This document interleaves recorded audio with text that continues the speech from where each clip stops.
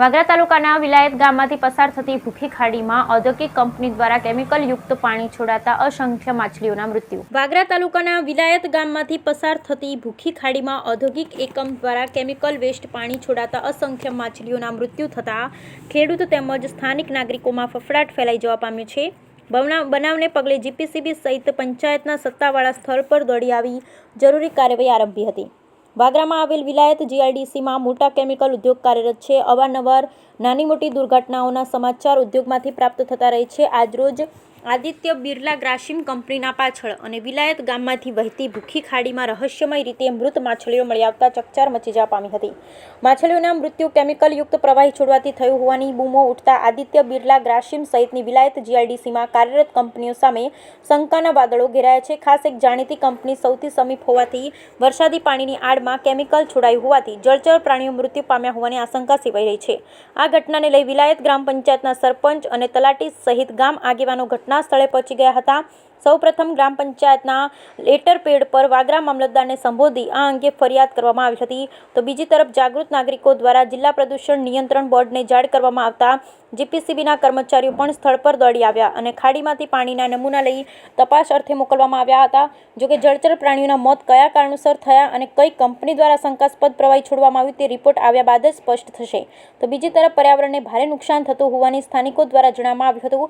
સલામતીના ભાગરૂપે વિલાયત ગ્રામ પંચાયતના સત્તાધીશો ગામમાં રિક્ષા ફેરવી અને લાઉડ સ્પીકરના માધ્યમથી ભૂખી ખાડીમાંથી પકડેલ માછલીઓને વેચવા તેમજ આરોગવાથી દૂર રહેવાની અપીલ કરવામાં આવી.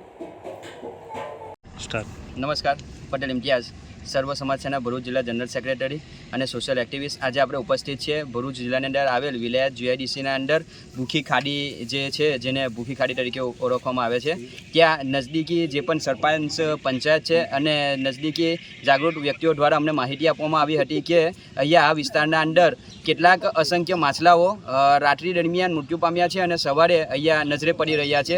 જેને લઈ સરપંચ અને પંચાયતના જે પણ સત્તાધીશો છે તેમના સાથે ભેગા મળી અને અમારા દ્વારા કાયદાકીય પ્રણાલી હાથ ધરવામાં આવી છે. જેના અંદર નજદીકી વિસ્તારના લાગતા વળગતા અધિકારીઓ, જીપીસીબી, ભરૂચ કલેક્ટર સાહેબ અને મામલતદાર સાહેબને રજૂઆત કરવામાં આવી છે. તેઓ દ્વારા અમને સંતોષકારક કાર્યવાહી કરવામાં જે પણ એમની કાર્યવાહી છે તે કરવા માટેની માહિતી આપવામાં આવી છે. અને જો આવનાર ટૂંક સમયના અંદર આ જીપીસીબી દ્વારા અથવા સરકારી અધિકારી બાબુઓ દ્વારા આ નજદીકી ઉદ્યોગો જે બેફામ બની ગયેલા છે તેમના ઉપર રોક લગાવવામાં નહીં આવે તો નજદીકી પંચાયતના આગેવાનો સાથે અને બુદ્ધિજીવી વર્ગ સાથે ભેગા મળી અને જો જરૂરિયાત પડશે તો અમે આંદોલન છેડીશું.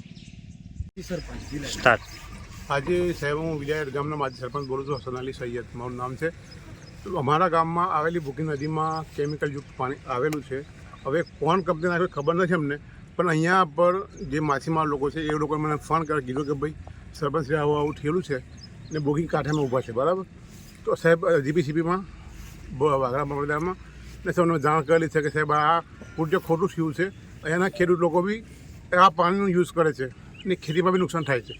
એટલે સાહેબ આપ સાહેબ આગેવાનના પગલાં ધ્યાનથી લેશો.